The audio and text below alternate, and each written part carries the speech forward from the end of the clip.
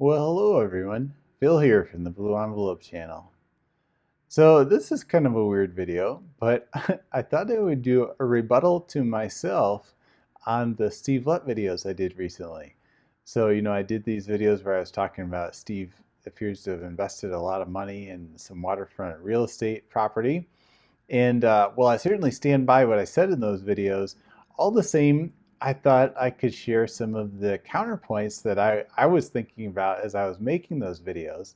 And just because I think it's good to get a full, a full picture of all the points and counterpoints. So that's kind of what this video is going to be about. So hopefully it's not too strange. And so yeah, let's go. So the first question I was thinking about, does Steve actually have a lot of money that he can spend? And so we know that Steve's dad died in 1986, and presumably the way most wills go, Mark's wife, Jean, Steve's parent, Steve's mom, would have inherited everything. However, we see that she did not inherit every single thing. So for example, as you read through the documents, Steve and his brother Tim inherited all the condos that Mark and Jean owned. And so you see them actually selling them back to their mom one by one over the next few years. So they definitely inherited some real estate at that time. Now, whether Steve also inherited money from his dad, I'm not sure. At any rate, I think what we can say is that for sure when Steve's mom dies, that Steve and Tim would definitely inherit everything at that point. And I think we can say that it would definitely be a lot of money, a lot of capital, and that Steve would be quite well off after his mom's death.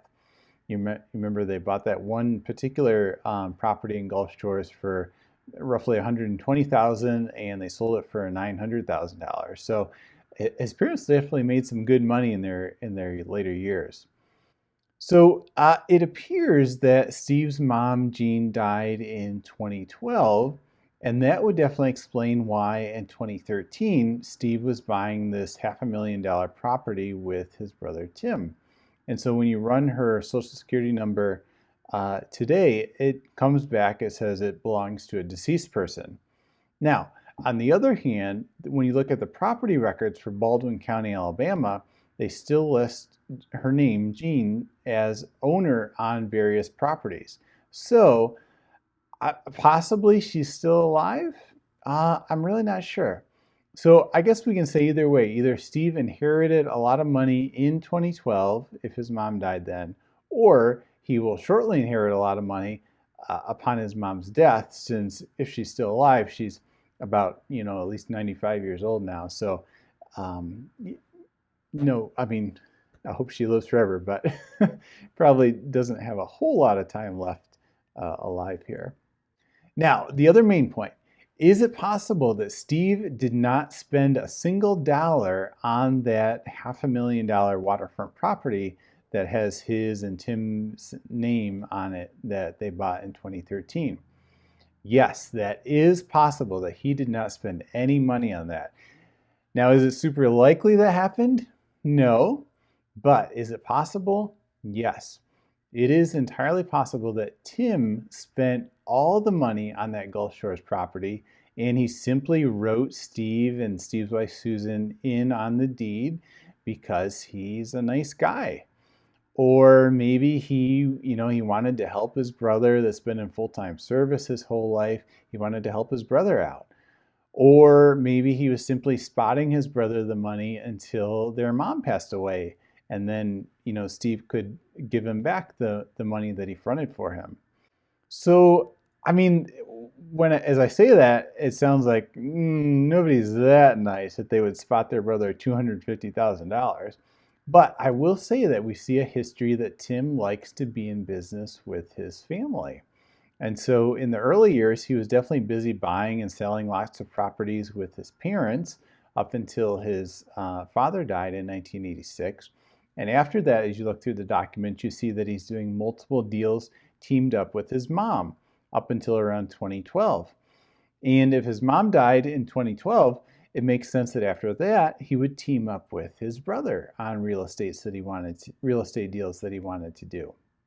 There was an interesting real estate document I wanted to point out. So usually when you read these deeds where they're selling property from one party to another, so for example, this is a typical document. This is from 1987.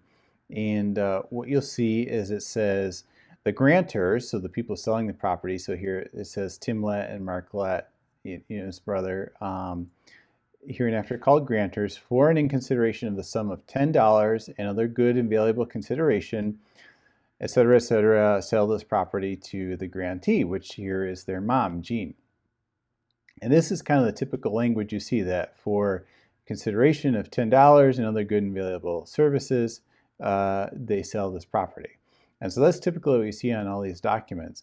But I ran across one interesting document. Now this is from 1988, and it's actually the same type of thing where Tim and his brother Steve Lett are selling another property to their mom, Jean. But check out the language here. It says, for and in consideration of $10 and other good and valuable consideration, including love and affection to the undersigned grantors, in hand paid by the grantee named herein, blah, blah, blah, etc. And so they sell the property to their mom, Jean. So I just thought that was really interesting, kind of a nice touch there. He says for $10 and the love and affection that Jean showed to the grantors, to the two boys, they are selling the property to their mom. So just to show there's a little human touch to what Tim was doing with properties, that there's definitely a family aspect that he liked to exercise when he was doing these deals over the years. Now, another interesting thing to point out is don't forget that Tim is married to his wife, Pamela.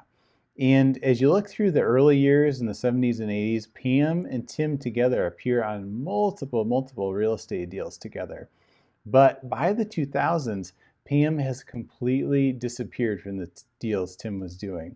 And so, in fact, when you search Pamela Lett on the Baldwin County Records website, what you'll find is multiple records since 2011 where Pam was in court for defaulting on credit card debt. And as I was reading those, that really confused me. I couldn't figure out, why was she in court, being hauled into court for unable to pay a few $1,000s in credit card debt, and at the same time, her husband Tim is doing these $500,000 real estate deals. Well, there was a Reddit post from a few years back, purported to be from a great nephew or some kind of distant relative of Steve and Tim. So again, take it with a grain of salt. But what the Redditor on the XJDB subreddit was saying was that, well, Tim and Pam still live in the same house, and that is accurate. They have the same property address. But he was saying they're essentially separated, and the only reason they haven't actually divorced is due to the money that each of them would lose in the divorce settlement, trying to split up all these properties that they possess together. So if that is accurate, I think that kind of helps explain why Tim would not turn to his wife, but would instead turn to his brother and sister-in-law, Steve and Susan, as co-investors for different investments he wanted to make in recent years. So it is entirely possible that Steve Lett has not spent one single dollar on waterfront real estate investment property. Is that the most likely scenario? No, I don't think so, but it's possible. And really, even if he did invest $250,000 in real estate, it's nothing illegal. And honestly, that's not even anything that would be frowned on for Jehovah's Witnesses.